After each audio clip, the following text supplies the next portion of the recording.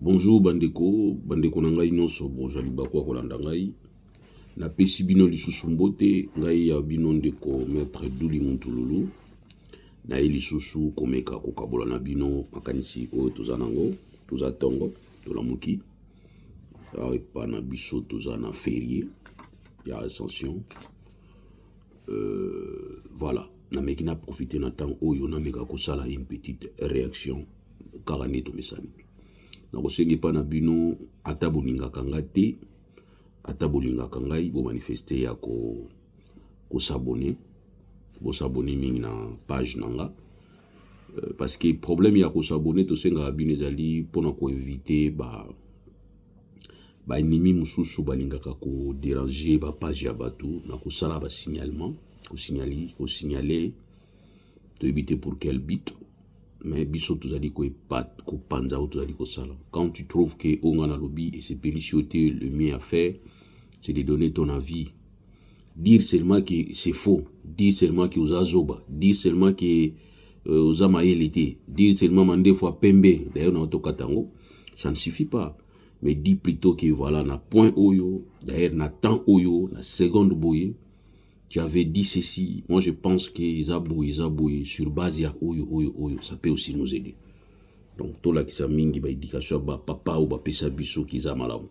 Donc, je ne dis pas que j'ai le monopole, la vérité, mais je pense, étant on a pensé, dans le lobby, étant yo moni ki on a kanisiza yangote, c'est vraiment un droit dans le cadre ya vivre ensemble, il y a quoi porter, soit démenti, soit porter un avis contraire.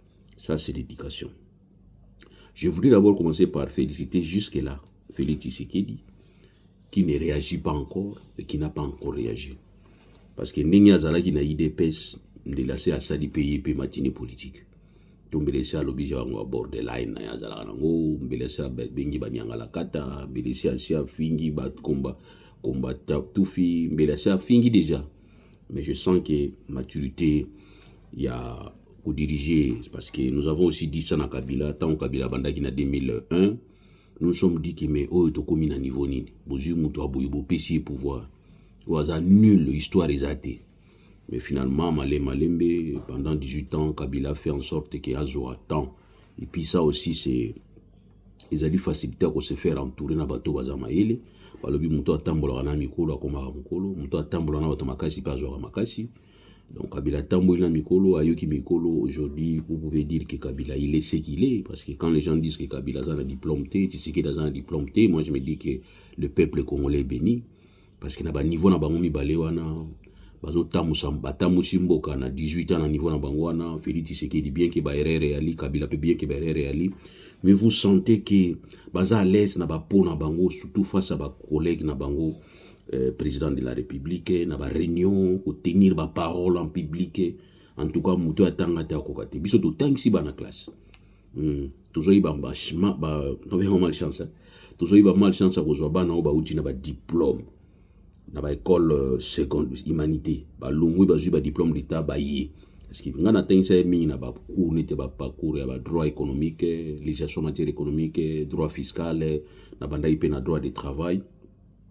Na bano ba uti na kozwa diplôme d'état ba na premier do o yako kutana na droit mbala liboso biso soko bato liboso to bana kozwa bango bana wana baza ko nyokola biso oui bana na ba nyokola biso nazo tala so biso le ba ko ba grand avocat muso le ba ko ba grand juriste ba grand juge ba grand conseiller juridique ba muso ba na ba grande société na pesimi wa mbote mibale. Donc aujourd'hui il me pâte, ces jeunes me pâte bana o ba leki na maboko na biso bazo e pâte biso lelo. Oui, ba formation na biso na niveau ba cabinet, j'ai formé beaucoup de gens. Beaucoup alors beaucoup na pesi binombote ba se reconnaître o ba ko yeba to o ba ko mi yeba na pesi binombote. Donc pour dire que la RDC a la chance d'avoir un président de la République qui n'a pas étudié, qui a fait 18 ans au toujours wa ko yeba repère na universitaire atanga université wapi asala na atanga na faculté nini. Il est qui au fait? Total la curriculum vitae na ye. Mais il a quand même dirigé. Il a affronté des grandes personnalités au monde. Toujours Félix Tshisekedi, oh bazo lukaka diplôme na Belgique, bazo monakate. Mais il affronte les gens, des grandes personnalités au monde. Et puis vous sentez que complexe est athée. Donc moi je me dis que les Congolais, place na fait ça Congolais en Ghana. Nous avons nos pères qui n'ont pas étudié mais qui ont insisté pour dire que Ngana tanga te me banana faut batanga. Nous sommes là. Donc félicitations à tous ces Congolais et aussi chapeau bana ba président na biso mibale oyo bala kisi biso ki batanga te me ba diriger quand même moins bien. Ko diriger moins bien, c'est-à-dire en tout cas ki zingi akosala makambo Kabila sala ki na 18 ans. Et puis qui zingi akosala pe makambo Tshisekedi azosala na 6 ans. Ya mabe kaka te parce que bino okanza makambo ya mabe. Des moments où sous na fani na biki celui-ci a bien fait. Il y a des moments, c'est comme ça, non. Il y a des moments, le biki a salagi bien, ah sali bien, ah ça va. Il y a des moments, mais de premier à la première, il y a cercle, il y a clôture, et au clôture des années, entourage, kangalupang. Donc voilà. Aujourd'hui, je viens, alors aujourd'hui nalingaki na mekako lobila makambo oizali koleka. Donc je disais félicitations à ba Congolais nyonso bazali ko matali ko me batanga te. Ah oui, bazala ba diplôme te, batanga université te, mais bazali kolo. Je vous félicite et je vous encourage. Na yebi pasi nini ezali ya mutu oyo azwaki chance akotanga te pour possibilité ezalaki te. Et bato wana bazali ko bunda na ville lo ba réussir pe ba vie. Na pesi bino félicitations. Alors pour moi, j'ai toujours dit ngana tanga na joie chance akotanga pour ngana force ki kotanga ngamoko. Et puis finalement voilà pour dire que quand quelqu'un dit aujourd'hui que moya kotanga izate ya on atangité, j'ai toujours dit que quand nanga is exceptionnel, ils appellent kaya grâce à Nzambe. Parce que j'ai fait na j'ai diplôme d'état, oncle Azala qui a encouragé ngana j'ai diplôme d'état, mais des diplômes d'état na oyo ngana komi lelo, je l'ai fait parents na simazate, papa zate, maman zate, noko zate, et puis c'est ainsi que même mon oncle me félicite toujours pour me dire que je suis un exemple. Donc voilà. Donc président Tangate, Kabila Tangate, c'est un faux débat. Total la pratique na bango sur le terrain. Kotang est la théorie. Parce que nous avons remarqué que la théorie na mutu ba PC pratique pas voilà. Vous avez des professeurs bazawana. Bazoyo kanadi. Mais ba théorie à classe makasi. Bazawana. Donc on est dans le dossier mususto le bela comme celui qui a 7 minutes mais vous supportez dans un système il y a deux parties. 30 minutes, il y a deux, c'est-à-dire 30 deux fois. Comme ça permettre batou au kota la D, au kota la 1, comme ça ça la au quand matin na jobino tanyo sauter. Mais vous s'abonner pour na sentir que vous en avez besoin. Nanga qui n'a mais qu'à toujours continuer à réagir na discours ils a dit qu'on déranger batou. Il y a Kabila. Moi je voudrais seulement dire na Kabila, tu as mal fait. Il y a causé là 6 ans. Tu aurais dû peut-être parler tant où basala qui déboulonnage. Au PSAP, point de vue naïo. Parce que tu as été accusé. Sauf malheureusement, vous vous êtes tués, vous tous. Batunion sur FCC, bengana qui na niveau ya accord, ya alliance, basala qui na cash. Vous faites qui tranquille, vous comment qui n'est commis bimisalo la ba victime. Or, vous avez pris une part na bino responsabilité. Et laquelle part à responsabilité, c'est qui condamnation té. Parce que balobi que même ceux qui bakangi le boko na katia sak, le principe veut que vous allez la considérer comme innocent. Ok. Alors moi je pense que c'était 6 ans passés que Kabila devrait dire quelque chose tant que bengana ki bangona boulonnage, déboulonnage. C'est très important. Alors aux 6 ans, il faut te compter batu bakoufi. Na batu bakoya ko kufa souté parce que tu as parlé. Conscience na yo kolbate qui a dégagé. Heureusement toi-même tu avais dit que ce qui n'a l'obité histoire de Osambisanga. Non, histoire de Osambisa yo, c'est vrai. Mais conscience na yo, il faut continuer Osambisa yo. Mais pourquoi je me suis tué? Or, fallait na loba. Et aujourd'hui, tant que yo lobby, j'ai comme l'impression que tout commence ma bébandi na 2023.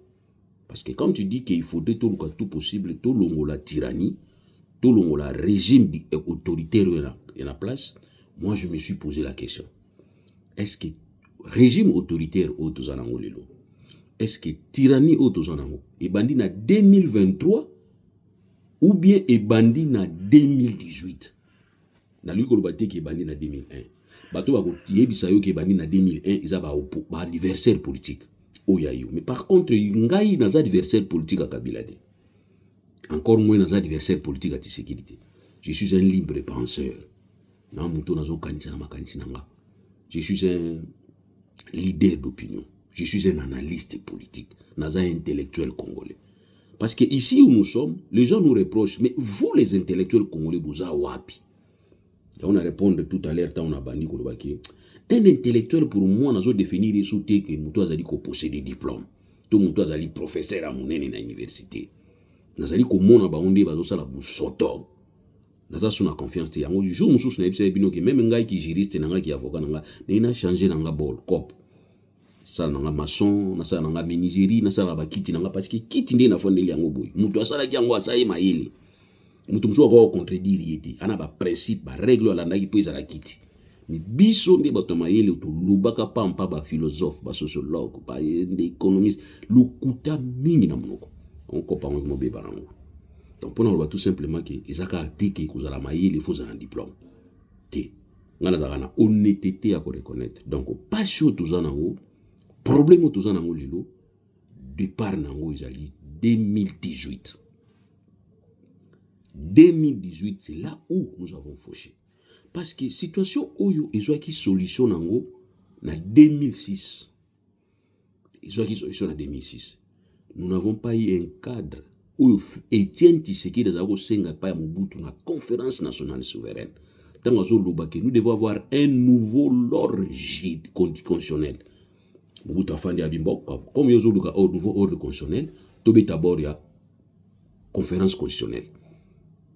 OK. Tant que continue la conférence constitutionnelle, c'est là où dynamique moko salamaki a sal ba changer mbala moko to kotaki na conférence nationale souveraine pour na kotia ba institution oyo Mobutu ya ko comprendre que soto ke na ligne Mobutu ngo za la bloquer a BBC nyonso afde la koti tant afde la kota ki musée landela sali makamuna izo na mtu na ye akomutia makamuna ya afdel ko imposer ba to ba système na yeti. Il est parti na ba accord na ye ya signaki. Oui, musée était parti na ba accord na ye ya signaki oya rubaki ya ko respecter il est parti. Parce que so za Holanda ba accord ba yokana ki nango na ba Rwanda, Uganda, Burundi, mais le musée akufa ki te na masasi. Ango kufa peut-être na position mususu nzamba lingaki akufa ninga akufeli. Paix à son âme. Tous en apprenons to so nsaka bibembete biso. Bibembe faut respecter. Combat na Cécile. So moni adversaire no yo azalaki envie ya kufi ko sepelate ke apolité parce que li wande jouaka biso nyonso. Donc voilà na sukisi wana. OK? Donc ba accord na inde memaki. Kabila ina 2001 bandi ko tamusa mboka na ninga tamusela kiti to na 2028. Bandi ko ngai tout commence na 2028. Pourquoi? Parce que na 2028, na 2018 plutôt, tout ça na repère. Repère ezaki constitution na biso. Yango ezaki repère na biso. Mais Kabila doit se poser la question de savoir tyrannie ou yazolo belawana. Il doit nous dire. Moi j'aurais vraiment préféré na yoka pa Kabila lo baboui. Chers compatriotes, ngayo na yesu liboso na bino pour naza responsable. Ngai ndeyo naza responsable.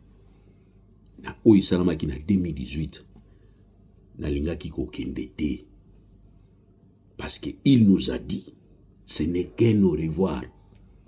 Or, il devrait nous dire, c'est un repos aux constitution à Pessinga. Parce que lui-même, quand il était acquilé dans la question, la communauté internationale, les journalistes indépendants, les journalistes journalistes professionnels, il avait répondu que mon avenir politique est défini par la Constitution.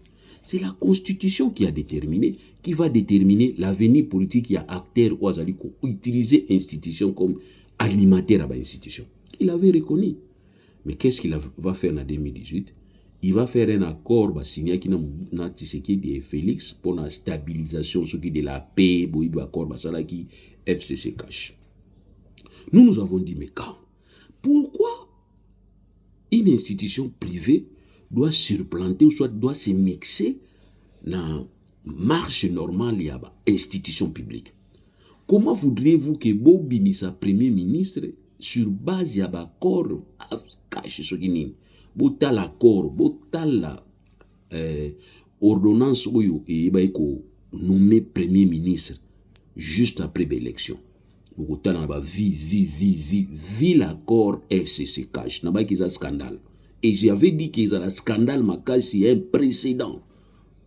On n'a jamais vu ça. Accord wana ko kota na kati ya nini arsenal juridique na bisoté na o Italie ba référence constitutionnelle.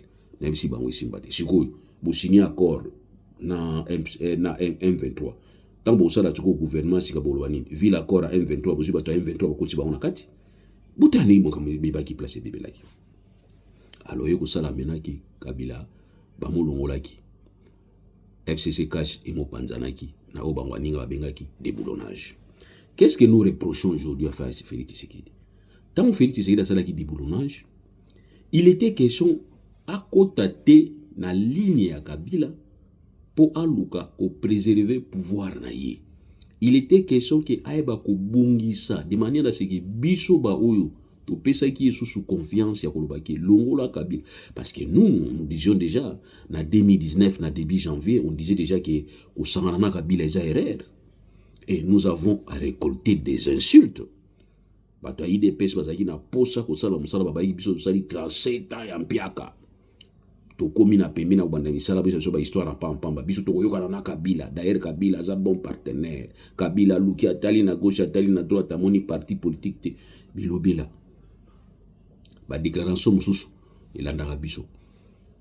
Donc déclaration akabuya elanda etilelo elati okabuya déclaration salaki wana lelo pesa ba explication que oh non to salaki boy pour lukuta elati yo vi mobimba.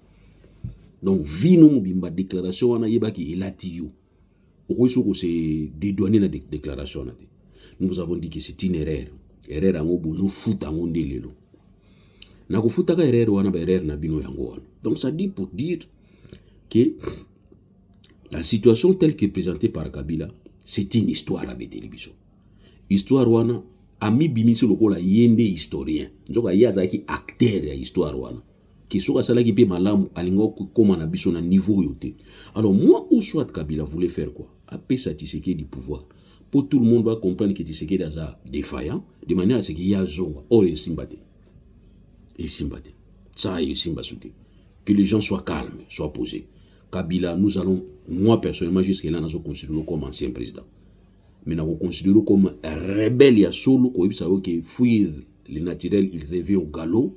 Soko au kanisi na makanisi na yo ke na comme président mboka. Ba poste mususu koma na yo.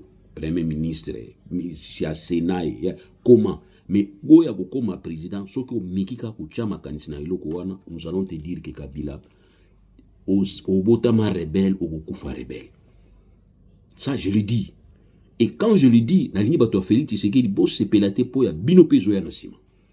Ki mbota na bino pezo ya nasima. Eh mais oui. Donc parce que tendance c'est ça que sur le bel Tshisekedi mabe ko muto Kabila. Sur le bel Kabila mabe ko muto Tshisekedi. Non, ngana zaka muto muto te. Kabila Tshisekedi nanga tous na mona bino ba frère ya moi. Donc c'est pour la première fois na benga ba frère ya moi. D'ailleurs nous avons 4 mitou. Kabila, Kagame, Félix Tshisekedi nanga frère ya moi. Donc pour une fois dans le monde et créer une situation hybride où il y a vraiment une situation nini na kobenga nini contre nature. Donc mutu moko abimisi mitu 4 boza ndenge moko. Donc na mona bino ba escroc bino no subuli msanga pardon. Vous êtes des escrocs et je me pose des questions sur vous ça la biso za théâtre traité. Voilà na zaka na confiance na bino. Donc Kabila, il faut comprendre que tout ce que nous vivons aujourd'hui c'est toi. C'est toi. Et je suis très écœuré quand tu reviens, au lieu de t'en excuser, rien. Ou s'excuser t'es. Tu viens nous peindre, ou viens nous l'exhibition histoire, n'engé les gars qui ont professeur à histoire. Sans nous dire que je suis là, je suis responsable. Il faut assumer. Acte opposé qui en 2018, Binouna Tshisekedi, assumer, ndima. Ndima yango. Et aujourd'hui, quand les gens vous soupçonnent pour dire que Binouna Tshisekedi vous avez une acquaintance, en 2018, tout le monde refusait. Et Tshisekedi refusait. Et jusqu'aujourd'hui, entre Binouna et Balé, Moutoumou, tout ça s'y mettait. Moi, je voudrais peut-être que Tshisekedi que oui, peuple congolais, en 2018, tout ça, qui j'ai un Kabila. Il y a un comme président. Mais en tout cas, nous avons rectifié. Comme mandat dans les aussi, là, on a tika tranquille. Cette fois-ci, beaucoup vivre vraie alternance. C'est ça qu'il nous faut. Tshisekedi, finalement, ce qu'on oublie, moi, na papa Etienne Tshisekedi, na kolobelo sur ma bête, na fandi. parce que tu as avoué. Mais bino nyonso mibali bozola biso lola 2018 c'est là qui vrai résultat. Et Kabila quand il vient au lieu de parler encore de 2018, il va sauter 2018. Là il biso maka 2001. Tala na sala ki boy. Na tika kimboka. O tika kimboka réuni bien. Mais o tika kimboka na se o tia kimi. O tia kimbodi na set. Et tika obete la biso après. Ah mais oui. Félix comprendre biso ba to takaka ba point. Donc si on a dit mon côté IDPS, mon côté Union Sacrée, Kabila n'a pas déstabilisé, il n'a pas point. Mais comme on a eu besoin de zone où on a côté la binote.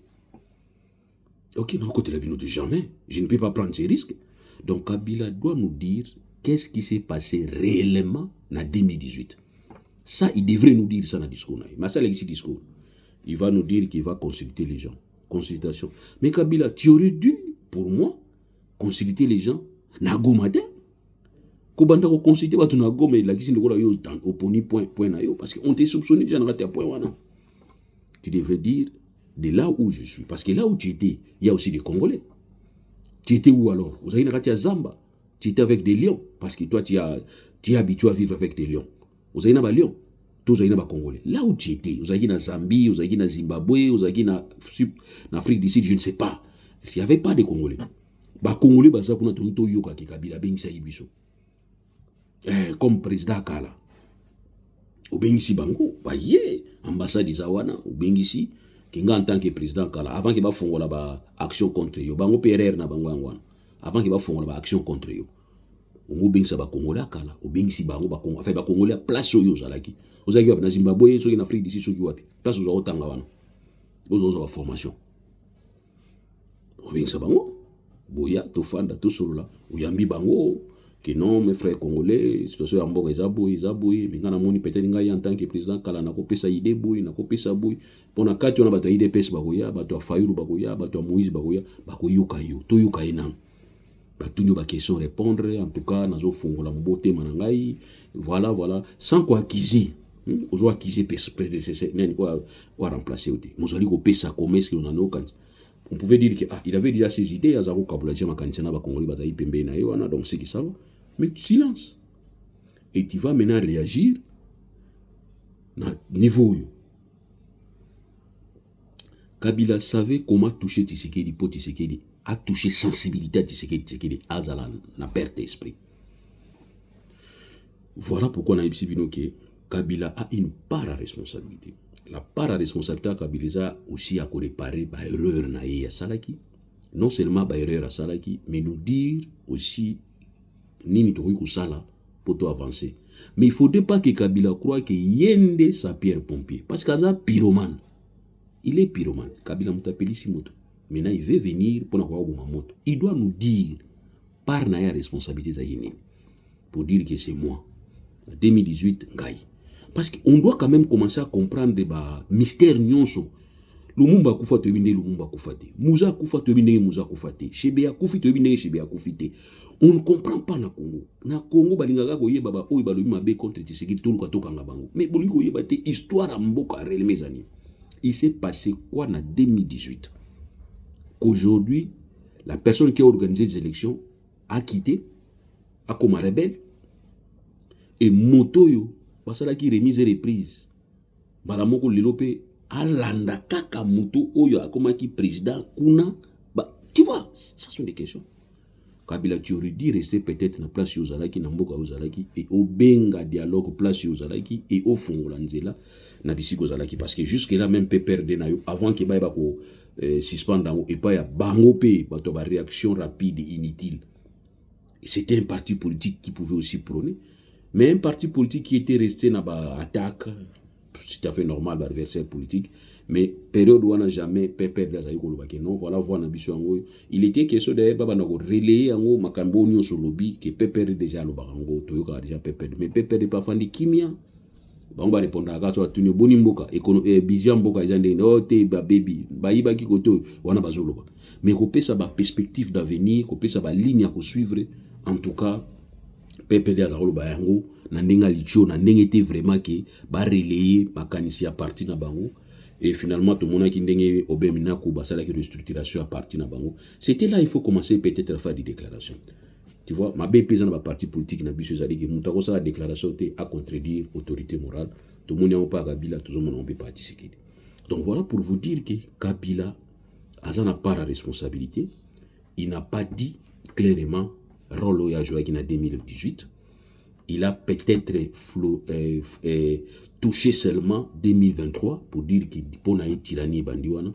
Mais or, nous savons que tyrannie est bandaki en 2018, juste dans l'organisation de l'élection et tout ce qui s'est passé dans l'élection. Et aujourd'hui, l'histoire doit retenir que les résultats produits en 2018, c'est des résultats qui reflètent réalité à vrais résultats.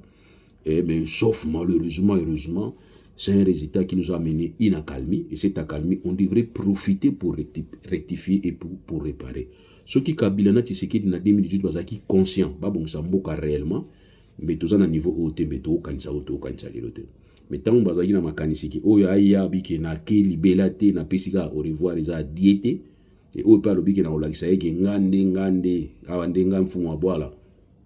À conflit la banque bandit. Donc tout commence en 2018 et non en 2023 kaka. 2023 il y a continuité il y a 2018. Donc voilà pour moi ce que je pouvais vous dire. Kabila fait son discours à lobby quand même. Mais Kabila, pour moi, si vous retournez un conseil, j'allais vous dire que monsieur, restez là où tu es. Ceux qui placent aux on a besoin de autorisation, ça la activité, il y a un batou, sur un batou, sur un congolais. Et puis chercher même un président au bazar très collé. Les lots, il y a nani fort, il y a togolais, nani, moi, il y a des mains. Il est là comme désigné dans la communauté africaine. Tu aurais dit peut-être qu'il y a Togo, Kurbakeno, naïe pas naïo kosoa naïo, tala, na kantibu, transmettre le message pas à Félix Tshisekedi. Et nous avons un message, il y a négociateur, directement pas à président. Et nous passez bien. Parce que moi j'ai entendu que Batindi ba délégation Kolukayo. C'est ce que moi j'ai entendu. Mais pourquoi ne pas traiter la délégation, la délégation où ils vont répondre, na ningi na zoma vraie délégation. On est sur nos Bassanjo Yambakio, pourquoi ne pas passer par lui comme canal et à passer un message. Moi je pense qu'entre Félix Tshisekedi et Kabila, vous aurez dit opter pour un message moko il y a cessé. Il y a cessé. Mais fort malheureusement. Vous voyez que Etienne Tshisekedi na même José Kabila, vous avez un contact. Vous avez bien monté. Nous on savait. Etienne Tshisekedi na Mobutu vous avez un contact. Nous on savait.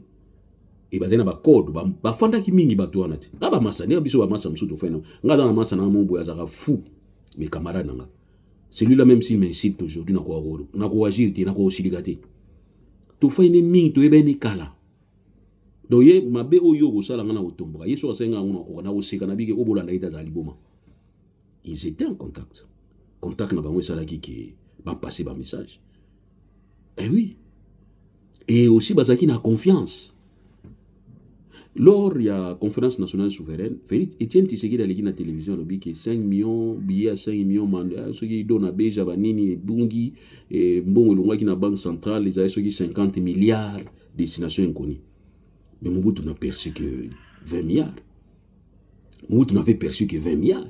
Mobutu pose la question pas Batuna mais Tshisekedi a dit que 50 milliards, bino pesi nga 20 milliards ndengeni. Babisi oh mais yo évite Tshisekedi tazaka liboma habité Tshisekedi tazaka liboma te d'ailleurs bien quand il déclare quelque chose ces messieurs là ne mentent pas. Mobutu na vivundwa aza en vie Mobutu na Mobutu a dit que ce monsieur ne ment pas, ce qu'il dit là c'est vrai. 30 milliards mon anaki donc pour dire qu'il y a des gens où il faut garder dans bango contact vous avez une inimité et Félix Nati Kabila vous avez une inimité. On peut permettre makambo salama kité, on peut permettre à monter. Non. On a tout qui est parce que même un parquet ne peut pas poursuivre une infraction, soit il y a une infraction sont à poursuivre en haut, résultat négatif. Parquet en tête. Une opportunité de poursuite non. Pour tout soigner comme résultat. Mais bino liyo la sabatu que ça président. Nous a déjà président ou do la sabatu nini. Wana soto ko tamama na deuxième partie. À suivre na deuxième partie. Ozo la sabatu nini nous a déjà président. Vous avez besoin de droit de faire na batuta. Non, il faut un comportement. Ça dit quand on devient un président, il faut adopter un comportement. C'est comme un prince. Pour devenir un roi, il faut aller kanakati à tamissage. Bazo la kisaï comment se comporter. Il y a un moment prince ba kola kana ba règle. C'est comme ça. Tant que comme président, même un jour vous avez un comportement président. Ou qui la kisaka kanda non pas. Non. A comme président Jean-Marie Kassamba. hein, Kassamba, Jean-Marie Kassamba. Azwa 12 na miso abatu. Première fois na mona, tipo azwa na makambo ya ba rancune. Jean-Marie Kassamba azwa kara ya mbote na 16e rue. OK. Oyo ya kutaki comme gouvernement, oyo gouvernement salaki be élection, oyo abetaka tolo na nani si vient na ngai vie Bruno Chibala. Bruno Chibala za camarade à papa na ye, bien qu'akendaki na angle mususu tango yo komaki président. Il faut adopter position à président, il faut quand même vous allez moi angélé à kozalaka président. Mais bon tout na Bruno Chibala. Si jusqu'aujourd'hui j'ai suivi Bruno Chibala, vous sentez qu'il est de l'opposition. Mais or Bruno Chibala c'est le père et pas Félix Tshisekedi. Mais parce qu'il y a Kendaki pas Kabila, et quand lui devient président, à Tchaïba 12, il y a un boyo qui li solo, il y a Mbongo et Bunga qui a 100 jours. Il était question que Bruno Chibala Gérango, mais Tshisekedi avait refusé. Azuango Tindiango pas ya Bironae, Bironae qui vous a Mbongo lié.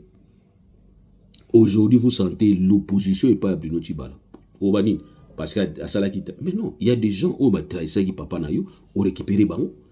Ton père, quand il a chassé tous les députés, il a un système à Kabila. Il a un chapeau dans le minene. Aujourd'hui, sont-ils pas avec toi? Si papa nous a la à Taliban, à Rolobani, moi, on a respecté ma loi. Parce que père n'a pas de bengana mutu, soka bengani mutu. Tiens, c'est soit bengani oto mi bengani pembenaï. Ozonga suna confiance à libosote. Finance mystique. Ba mastanae kutu ba kabwana. Bon, wa IDP ami balé soumis ça tout pourquoi? Ba kabwana kati. Bino ya gade ba kabwana ka. Bakabwana ka IDP c'est rami baleto misatu bakabwana wana no betaka lisolo na mkoloni ba vie na biso ba vie ki basa maliba ba vie ba tout bakabwana kana Tshisekedi Etienne parce que tant ba tiaki premier ministre apesa ba Congo bilo ba lisolo na te. Bon, aujourd'hui je vois les enfants se mettre ensemble bo ça peut partir non bo ça ngo parce que partir mais na ba drapeau elongi moko ba effigie moko hymne moko ba soki nini moko mais en violation même à la loi portant création et fonctionnement et organisation de partis politiques qui interdisent na deux partis à un drapeau moko bino za na drapeau moko histoire ngoi banda ba période ya vie na bino ce qui réellement boza famille bo balana bo bongisa parti bo komisa parti moko. Si c'était moi j'allais donner cette idée et pas Félix Tshisekedi na Augustin mona ya vite qui basa lelo wazo diriger IDPS qui basa. Pour ça, toute sa famille, tout ça, il s'en va comme un parti moko. Boju secrétaire, au pays où t'es pas naïe, IDP c'est son moko. Alors, toi qui es dans la deuxième partie, voilà, merci beaucoup.